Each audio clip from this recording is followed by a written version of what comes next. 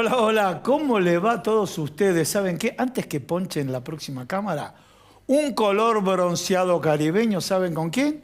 Con el doctor Gustavo Delía, ahí lo están ponchando. ¿Qué ¿Cómo te tal? va? ¿Qué tal? ¿Cómo estás? Y tome un poquito de sol, como para cambiar un poquito Para los colores, ¿no? exactamente, sí, incorporar vitamina E al organismo. Exactamente, usted lo ha Bueno, dicho. muy bien, y hablando de vitamina E, señores, la pregunta política que nos hacemos, ¿se está quedando sin vitamina o tiene mucha vitamina? Ya que utilizamos ese concepto como hilo conductor, y me refiero al gobierno nacional, la oposición amigable, como lo llaman, y para hablar de este tema lo tenemos a Maxi Aguiar, ¿sí? ¿Cómo te va? ¿Qué tal? Un gusto estar con ¿Qué ustedes. tal, Maxi?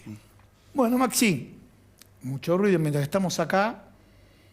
Hay obviamente plenas sesiones y demás, acuerdos, no acuerdos, modificaciones. Yo me acuerdo en la última entrevista que le hicimos en la radio a Maxi Aguiar que él nos definió que Javier Milei tuvo la estrategia de al Poder Legislativo acorralarlo con un montón de leyes.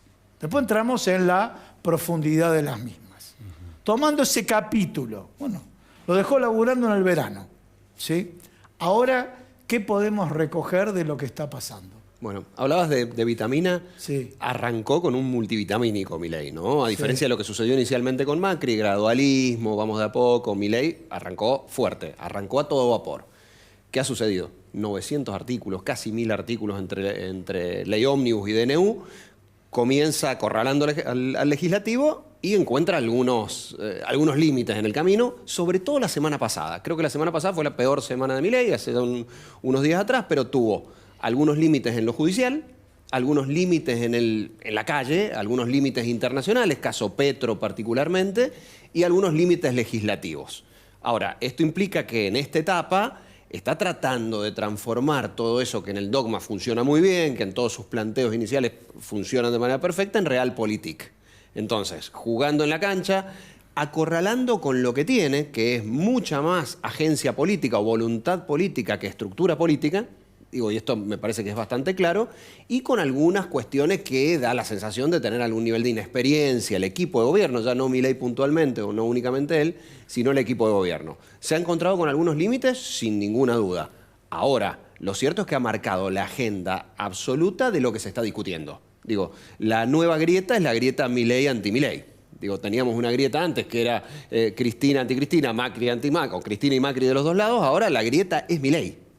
Y en ese contexto hay que reconocer la habilidad que ha tenido para situarse en el centro del escenario político y que ahora todo se defina en virtud de el a favor o en contra de la melodía que toca el elenco de Milei. Creo que eso en sí mismo es un activo, lo que no implica que necesariamente vaya a ser exitoso, pero sí lo ubica en el centro del escenario político a una figura que en términos estructurales es bastante débil en términos de lo que tiene tanto en vínculos con el Poder Judicial, pero sobre todo en lo legislativo. Maxi, es evidente y coincido con vos en lo que estabas hablando. Tan inteligente como que Milei tiró la bomba en el Poder Judicial y me parece que subterráneamente está viniendo con los dólares que ya compró. La dolarización viene despacito, arrimando a velocidad lenta. ¿Vos crees que esto puede ser factible? En términos económicos, desconozco. Tienen acá... Lo dejamos al próximo bloque. Sí, Lo lo dejamos dejamos para el próximo bloque. Ahora, en términos políticos, a mí me Políticos, parece muy interesante. Porque, ¿qué sucede? ¿Cuál es el problema o el dilema de Milei? Milei pone una zanahoria, pone un incentivo muy lejos. Que en 35 años vayamos a hacer Suecia es mucho tiempo. Claro. En términos políticos es un incentivo muy lejano. La dolarización me parece que funcionó en campaña y lo están haciendo funcionar en esta nueva etapa como esa zanahoria que tenés más cerca, ¿no? Hace unos días el propio Caputo dice probablemente la dolarización esté más cerca de lo que se imaginan. Viabilidad económica, lo conversan después. Viabilidad política, me parece que lo que le da es el aire de aquellos que dicen, bueno, vivimos una situación muy negativa, que además viene de antes, no es de Milei, es previa a Milei, pero se sigue en una situación muy negativa. Bueno, ¿cuál es el futuro deseado? ¿A qué distancia está? Da la sensación, el peso simbólico de la dolarización en la Argentina es muy fuerte. Digo, hace recordar a etapas de baja inflación, de un nivel de estabilidad que permitía invertir o guardar unos pesitos para unas vacaciones, etc. Bueno, ese peso simbólico lo está haciendo jugar en esta etapa. ¿Para qué? Me da la sensación de que en un proceso muy potente, donde ha bajado unos puntos en su imagen pública desde que asumió, en virtud de todo este movimiento político en el que nadie se fue de vacaciones, digamos, pero tratar de invertir eso de tal manera de darle viabilidad a esta ley ómnibus, pero sobre todo de que los ciudadanos sientan que hay luz al final del túnel y que el túnel no es tan largo. Bien, y ahora hablemos de, lo llaman la oposición responsable, para utilizar un término, ¿no? Que quiero decir, Javier Milei tiene diputados 38, ¿no? Sí. 8 senadores y 38 diputados, más o menos el número, no tiene las mayorías, entonces hay una oposición que dice, bueno, queremos ayudar o allanarle el camino, pero encontramos dificultades, por ejemplo, modificación en el tema de pesca, donde paradójicamente se juntó Montenegro del PRO de Mar del Plata con el gobernador Axel Kicillof, porque decían, esto a nosotros no nos favorece. Y estas correcciones, que ojo, que cualquier gobierno que corrija no es criticable, al contrario, si corrige, pero ¿a qué voy con esto? Esta oposición responsable que le marca algunos límites. ¿Cómo lo estás viendo vos? Porque dentro de esta oposición responsable tenemos 1000 facciones diferentes, ¿no? A ver, en resumen, que ajusten a todos menos a mí.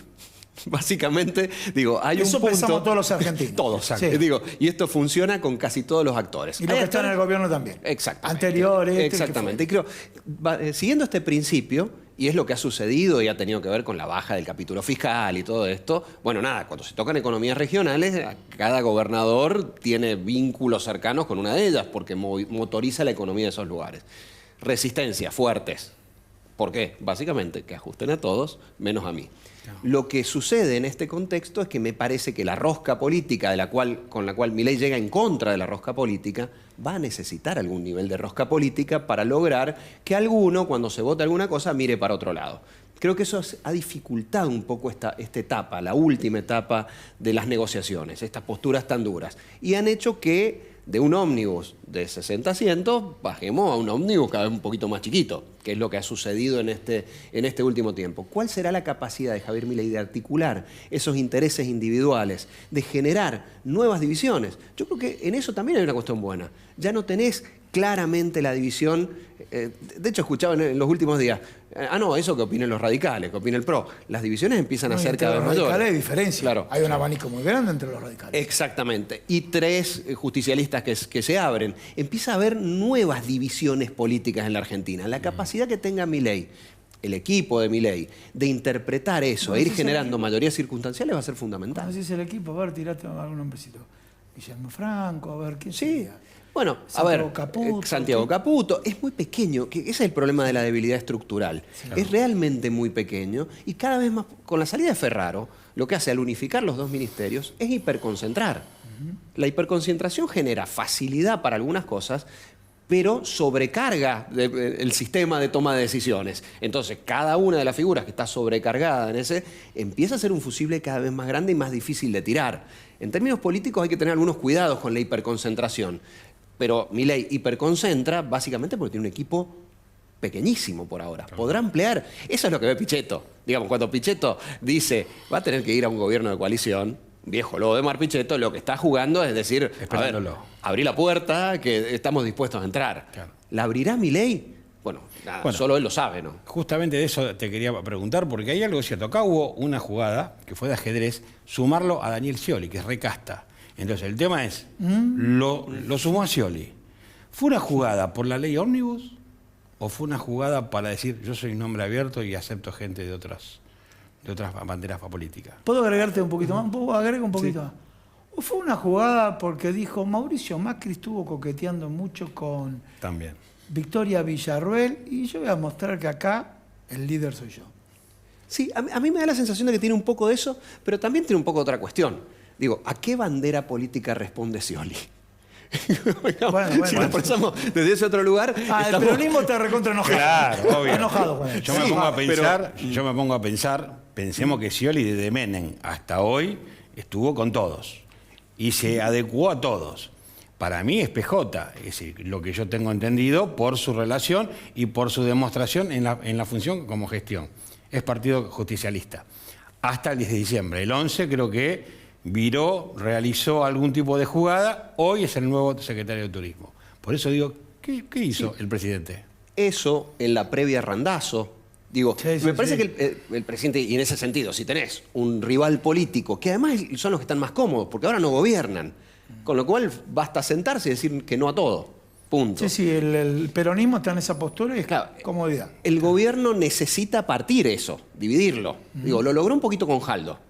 Sí. Antes de eso con el cordobesismo, Randazzo, que juega en su propio No, su pero propio Jaldo fue una partido. sorpresa. Lo de Jaldo fue una sorpresa. Y lo de Scioli, como agregó él, otra sorpresa. Y lo de Scioli otra. Me parece que ahí sí hay una estrategia política de partir ese rival, que es de peso, pero bueno, hay que tratar de irlo. Ahora está fuera del poder, porque no solo perdió el peronismo a nivel nacional, perdió muchas provincias. Sí. Con lo cual hay mucha mano de obra desocupada. A ver, ¿se puede partir ahí? Yo creo que ese es un camino interesante que está siguiendo. Hay que ver hasta dónde le permite llegar. Creo que lo más fácil era traer a Scioli. Fácil, digamos, porque Scioli ha tenido una capacidad, una ductilidad política. Muchos lo critican por eso. Probablemente hasta uno podría elogiarlo por la capacidad política de reconversión que ha tenido Scioli. Un corcho. Digo, bueno, aparte de una función que la tuvo con Carlos Menem, como vos lo mencionaste, esa función justo en turismo y deportes lo tuvo con Carlos Menem, ¿no? Y en Brasil fue capaz de mediar y creo que eso también habla bien de entre él. Lula y Bolsonaro me parece, o sea, lo que se requiere de un líder, de un manager, esa capacidad de decisión, esa capacidad de adaptarse a distintas personalidades. O sea, él con Bolsonaro tuvo un proceso integrado de comunicación. Y la economía, todos los que hacen términos de intercambio estaban contentos, y con Lula también. O sea, muestra algún tipo, más allá que en lo político lo están castigando duro, ¿no? Sí, por supuesto, y es parte de este juego, pero me parece que lo relevante es un poquito lo que planteaban ustedes, es que el peronismo teme claramente a estas divisiones que dificultan. A ver, el peronismo es un partido vertical desde su historia. Sí. Digo, desde su nombre. Sí. Es un partido vertical. Cuando no hay un liderazgo claro, el peronismo tiende a fragmentarse. Ese es el peligro que ellos enfrentan. ¿Por qué? Cristina Fernández de Kirchner llamaba un poco a cuarteles de invierno, al menos de verano. En este caso, al menos por un tiempo. Axel Kicillof, que tiene niveles de resistencia importantes, pero que no es reconocido universalmente. No tiene hoy el peronismo un líder claro. Massa, que fue derrotado muy duramente y muy resistido en términos de opinión pública. El peronismo se está reconfigurando. Sobre ese escenario, sobre ese espacio juega Milei, y es el espacio que teme el peronismo. Digo, que se lleve a algunos, que corra, que... Yo tengo alguna duda respecto a la capacidad de ese pequeño equipo de Milei de lograrlo. Da la sensación de que al menos lo está intentando, y eso creo que es un activo. Yo le quería preguntar, porque hay algo cierto, que yo veo que siempre en toda presidencia hay un estratega, hay alguien que marca la política de juego en cada gobierno. Me parece que Guillermo Franco es el que lleva la capitanía de la estrategia, porque cuando hay que buscar algo, va Franco, habla. Hay que encontrar algo, va Franco y habla. Hay que hablar con los diputados, fue uno de los que mejor habló. Aparece Franco con Scioli en la foto. Exactamente. Sí. ¿Cómo lo ves a Guillermo Franco en relación al presidente? No, veo que ha ganado muchísimo peso político. Digo, figuras no hay muchas. Están los Caputo, digamos ambos, Toto y Santiago. Está Guillermo Franco. Está Mondino, Diana Mondino, jugando, digamos, porque finalmente está Adorni, que ha ganado un espacio de protagonismo importante como la voz del presidente, sustituyendo a la voz del presidente, que yo creo que es interesante. Digo, pues no solo lo representa. Vamos por otro capítulo, porque ahora lo tenemos a Agustín Echevarne, pero este tema de sustituir la voz del presidente, para otro capítulo en comunicación política, es interesantísimo. Quiero hablar como presidente, porque vos de la Asociación de Comunicadores Políticos, de Analistas Políticos, muy importante, ¿no? El tema de sustituir la voz y no desgastarlo, ¿no? Me parece, hay mucha inteligencia política, inteligencia estratégica en hacer eso, ¿no? Y sobre todo de un presidente que surge por su voz. Bien. Digo, porque no surge de una estructura, surge por su voz. Lo podemos seguir cuando quieras. Bueno, muchísimas gracias. Realmente un placer. Señores, ahora sí, vamos con Trick Hombres, porque... Acá el doctor Gustavo Delía, que se vino de vacaciones, ¿no? ¿Dónde se viste? Se viste en Trick Hombres, que está en la calle Corrientes 3880. Un pequeño corte, te quedás con nosotros, porque ahora vamos a hablar de economía con un economista libertario, en instantes.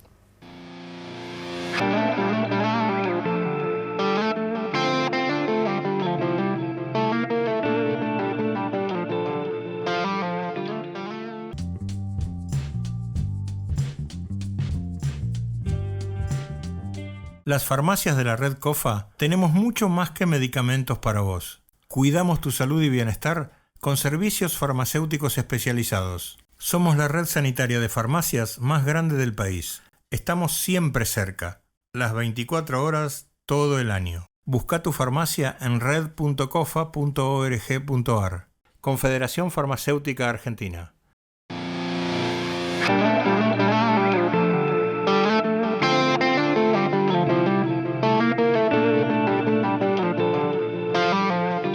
Bueno, como lo mencionamos en el bloque anterior, estamos con Agustín Echevarne, presidente de la Fundación Libertad y Progreso. Muchas gracias por estar acá con nosotros. Un placer, un gustazo estar charlando con ustedes. ¿Qué tal, Agustín?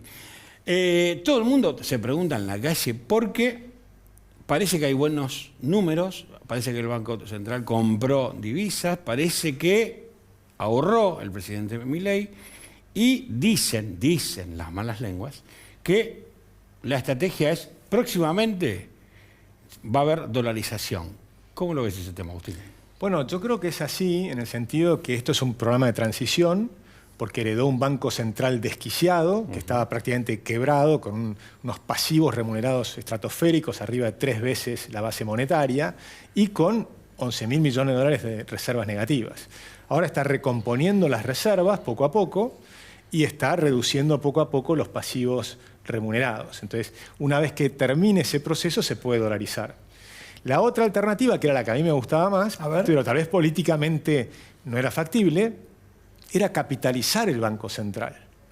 Y con eso rescatar los pasivos remunerados. A ver, explicar a la gente qué significa la capitalización del BCR. Significa poner la plata en el Banco Central que es necesaria. Si necesitaban 30.000 palos, pongámoslos. Por ejemplo, el FGS, el Fondo de Garantía de Estabilidad. Pongámoslo. Por supuesto que era un tema político, probablemente no te dejaban, pero desde el punto de vista de lo que le convenía a los argentinos les conviene tener una moneda sana, una moneda con 0% de inflación.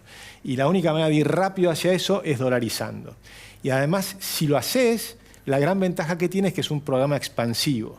Fíjense que el problema que tiene el programa actual es que no es expansivo inicialmente y por eso estamos viendo que es un programa donde el ajuste es más duro.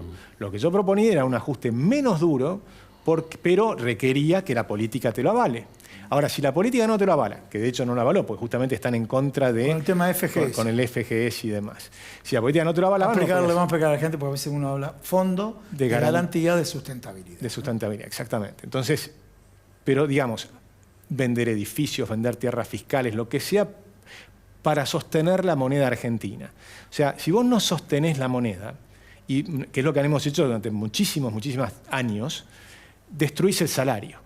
Porque la inflación es lo contrario de tener un salario estable. O sea, si vos tenés inflación, te comes el salario. Y entonces los programas funcionan, pero porque te comiste el salario. ¿Sí? Entonces eso fue lo que hizo Duhalde, un desbarajuste total, descomunal, pasó de 1 a 3 rápidamente el tipo de cambio, ustedes se acuerdan, sí. De barajuste infernal, la pobreza subió al 54%. Sí. Y por lo tanto, entonces, las empresas ganan plata porque su costo bajó, el Estado es más chiquito en términos de porque el salario nominal bajó, no cambiaste la cantidad de gente, pero sí cambiaste los salarios reales, que bajaron. Y entonces tuvo superávit gemelos Kirchner. ¿Qué hizo? Nada. Él los heredó. ¿Era viento de cola? ¿Lo heredó? ¿O absolutamente, lo heredó. No, lo hizo Duhalde con la devaluación espectacular que hizo, destruyendo a los argentinos y subiendo la pobreza al 54%. Ahí es muy fácil. Si vos destruís el salario, perfecto, el que viene después lo hace fácil. Pero Javier Milei es diferente. A ver. Pues Javier Milei está empezando a atacar los verdaderos problemas. Por ejemplo, ya redujo el 6% del empleo público a nivel federal. ¿Qué es lo que hizo el presidente Frondizi? Todos los años bajó 6% el empleo público. Lo que pasa es que ahora el problema es mucho más grande que en la época de Frondizi, claro, y la reducción tiene que ser mayor. Pero lleva 40 días de gobierno. Sí. Vamos 50. Ahora un poquito más, ponele 50 días de gobierno. Sí. Entonces, digamos, si en apenas 50 días ya bajó el 6% el empleo público, está en la dirección correcta. Porque esa gente pasa al sector privado. Por supuesto, el DNU y la ley bases es lo que va a permitir hacer crecer el empleo privado, que eso es lo que estamos buscando, porque esa gente tiene que pasar al sector privado. Entonces, cuando pasa al sector privado, pasa a ser improductivo en el sector público y pasa a ser productivo en el sector privado y agrandás la torta, haces crecer la Argentina, que es la única salida, hacer crecer a la Argentina real, no monetaria, real. Justamente lo que le iba a preguntar es que, a colación de lo que él dice, el tema de la privatización de las empresas estatales. Después que yo creo que va a salir ahora la ley Omnibus. Para mí, la pulseada la gana el presidente de la Nación. Posteriormente, ¿vendrá como segunda fase la privatización? Sí, vamos a ver cuántas quedan, porque están negociando a ver cuántas empresas son las que se van a poder privatizar a sola firma del presidente y cuáles van a requerir una ley especial del Congreso. Claro. Pero desde ya hay que privatizar todas. O sea, el Estado, Alberdi, que era el padre de nuestra Constitución, decía el Estado no tiene que ser empresario y tampoco tiene que ser banquero. O sea, no tienes que tener un Banco Nación, bancos de las provincias. ¿Está de acuerdo que el Banco Nación también se privatice? Pero por supuesto, desde ya. Pero quiero escucharlo vos, por eso. Quiero que desde ya. Es que pensá lo siguiente. A ver. Un banquero presta su plata. Sí. Si no se la devuelven, ¿qué pasa? Se la prestó Vicentín, ¿eh? Fracasa. Se la prestó Vicentín. Un tema que es controversial. Bueno, ¿no? cuando vos sos un banquero estatal, sí, la plata no es tuya, es de los contribuyentes. Claro. Entonces, si no te la devuelven, no pasa nada. Además, tiene toda la plata, como la fantasía de la inflación en Argentina hace que si vos tenés un montón de depósitos que no le pagás interés, los depósitos judiciales y demás, tenés plata gratis. Pero ¿qué hace? Presta a sus amigos al 70% anual con 250% de inflación o 270% de inflación. Entonces, es una estafa. No podés tener un banquero estatal, porque no presta su dinero y no arriesga su capital. Entonces no es un banquero, es un funcionario que utiliza ese puesto en beneficio de quién. Y esto lo explican los de la Escuela del Public Choice en Economía, que básicamente es la opción pública. ¿Cómo se toman decisiones en el Estado? ¿Vos las tomás en el beneficio social y demás o hay intereses personales? Por supuesto que hay intereses personales, como en todas partes. No hay santos. Si tuviéramos ángeles, no necesitaríamos instituciones, pero tampoco necesitas Estado. Las personas tienen sus propios intereses. Entonces vos no podés tener empresas estatales, porque una empresa estatal, nuevamente, no arriesgas tu capital. Si te va mal, perdés plata. La empresa privada, ¿qué hace? Quiebra y viene otro que lo hace mejor y entonces se mejoran los productos, se mejora la calidad, mejora la riqueza de todo el mundo. Cuando es una empresa estatal, ¿qué haces? Pedís más plata al Estado, más déficit fiscal, le ponés impuesto al que está funcionando bien el sector privado. Entonces mantenés lo improductivo y le cargas el peso al productivo. Entonces el productivo no puede exportar, no puede competir con otros, porque vos tenés un sector enorme estatal, pesado, ineficiente, elefantiásico, corrupto, lleno de gente que no tiene ningún sentido que esté ahí, ¿no? Y todo ese peso va sobre los impuestos, sobre las pymes, que después no pueden producir, no pueden competir, no pueden tomar gente. Esto es lo que tiene que cambiar. No va a poder hacer todo Javier, ¿no? Obviamente, pero está en la dirección correcta. Y ojo, porque una cosa que faltó en el análisis político es pensar un poquito para adelante. Vienen las elecciones el año que viene. Sí. Si Javier Milei repite las elecciones, va a tener 70 diputados. Seguro. Entonces la sensación va a ser distinta. El número cambia, obviamente. El número va a cambiar. Y hay que ver el armado de alianzas. Y hay que ver si en vez de sacar 30% te saca el 50%. El armado de alianzas. Exacto. Sí. Hay un armado de alianzas, pero te metiste en una área complicada. Porque Patricia Bullrich sacó un 25%. Sacó 17%. Bueno, está bien, estamos hablando. 17. Bueno, vamos a hablar de Juntos por el Cambio. Juntos por el 25, factor subrogado, ya sé, habrá cambiado cualitativamente, pero no cuantitativamente. Ese 25 se sumó Javier Milei y en lo que es el balotaje. Puede ser que eso sean futuras coaliciones en el escenario que vos marcás. Imagínate si fuera una alianza Patricia-Javier Milei. Por lo que la gente entiende, está más o menos cerca del 47% de gente que lo apoya. Después hay que ver si le sale bien el programa de gobierno o no. Yo creo que puede salir bien, que va a ser muy duro este año, está siendo muy duro. Sorprendentemente la gente lo está sosteniendo a pesar de la dureza. Hay que ver cuánto tiempo sostiene la gente la dureza del programa, porque es muy duro, el primer semestre es muy duro, y después empieza a mejorar. Y el año que viene va a bajar la inflación.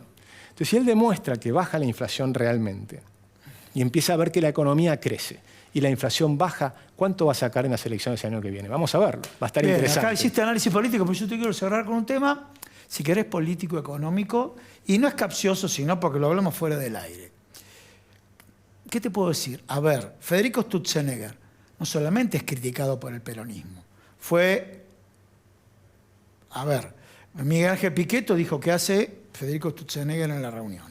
Federico Sturzenegger, de alguna manera, en Clarín, la semana pasada, tapa del día domingo, hablando del rol de Federico Sturzenegger, que no tiene ningún nombramiento. Bueno, ¿cómo ves vos? Esto lo hablamos antes, quiero aclararlo a todos ustedes con absoluta honestidad, el rol de Federico Sturzenegger, porque algunos lo plantean de cualquier lado de la grieta, lo plantean como negativo. Bueno, Federico yo lo criticaba mucho cuando estaba en el Banco Central. Sí. ¿no? Y ahí fue cuando terminé decidiendo que era mejor tener una dolarización, ¿no? Y lo quitamos públicamente porque yo lo decía por Argentina. Ahora, yo te digo hoy, lo que ha hecho es un trabajo encomiable, espectacular. El trabajo que hizo con su equipo fue extraordinario, tanto para el DNU como para la ley bases. Es un cambio de las reglas de juego en Argentina, ataca infinidad de kioscos, devuelve un montón de libertades a la gente, mejora típicamente, por ejemplo, un caso fácil de comprender, la ley de alquileres. Al derogar la ley de alquileres, devolver la libertad a la gente. Entonces, ¿qué pasaba? La ley de alquileres decía, vos podés ajustar una sola vez por año y la inflación es 211%. Entonces el dueño decía, ¿cómo te voy a dar el alquiler fijo por un año con una inflación de 270? ¿En qué hacía? Retraía la oferta, sacaba y no te lo alquilaba, o lo alquilaba en negro por atrás, alguna cosa distinta. Pero no estaba la oferta clara. Sacaron la ley de alquileres y aumentó 40% la oferta de inmuebles. Entonces empieza a haber un movimiento mucho más interesante en la zona prop, por ejemplo, ¿no? Entonces empieza a haber una oferta, un juego mucho más interesante. ¿Y qué ocurre? Viene el inquilino y viene con el propietario y se ponen de acuerdo. ¿Y cuál es el problema? Se ponen de acuerdo. ¿A qué plazo querés? ¿Cómo pagás? Yo veo cómo estás trabajando. ¿Qué vos recibís? ¿Pesos o pesos? Entonces, bueno, ¿hacemos un ajuste por salario? ¿Hacemos un ajuste por inflación? ¿Cómo hacemos el ajuste? Pero yo no te voy a estar esquilmando. Entonces va a decir, hacemos una cosa que nos sirva a las dos partes. Y entonces puedes hacer el contrato. Si te obligan a hacer un contrato ridículo, entonces, ¿qué haces? Tenés dos alternativas. O pongo un precio altísimo y me cubro de la inflación que creo que puede venir, o lo retiro. Y eso fue lo que pasaba. Bien, bueno, quiero comentarle a todos ustedes, a Agustín Echevarne, que lo escuchan hablar con absoluta libertad. Este mismo discurso lo sostenía hace 6 meses, hace un año, donde el triunfo no era de Javier Milei. Por eso también tengo que destacar que tu discurso lo sostenés en el tiempo y no lo acomodás al momento político. No, por supuesto. Y además es lo que explicamos en la clase a los alumnos desde hace 20 años, o más, lamentablemente más ya ahora, unos cuantos años que enseñamos en la universidad y demás. Pero es lo que piensan los economistas de la escuela austríaca, que le gusta a Javier Milei, o si querés los liberales clásicos, o la escuela de Chicago, o la escuela del public choice. Es decir, hay una enorme literatura que explica la importancia de la libertad de los mercados. Y cuando vos mirás el índice de libertad de mercados, vas a ver que los primeros 30 países son los mejores países del mundo. Agustín, muchísimas gracias. Muchas gracias a ustedes. Antes de despedirme tengo que hacer los agradecimientos, saben, aquí en la Sastrería Windsor. Este saco, esta camisa, este pantalón es de Sastrería Windsor, donde está en Maipú 843. Esta ropa para estos días calurosos, una ropa muy elegante, muy suave para llevarla con comodidad en momentos tan complejos que tenemos que vestir formalmente cuando tenemos que ir a un evento o una situación tan importante como acompañar acá a Agustín Echevarne, Gustavo Delía, en el programa del día de hoy. Y ahora sí nos despedimos. Gracias. Un placer, gracias. Un abrazo grande.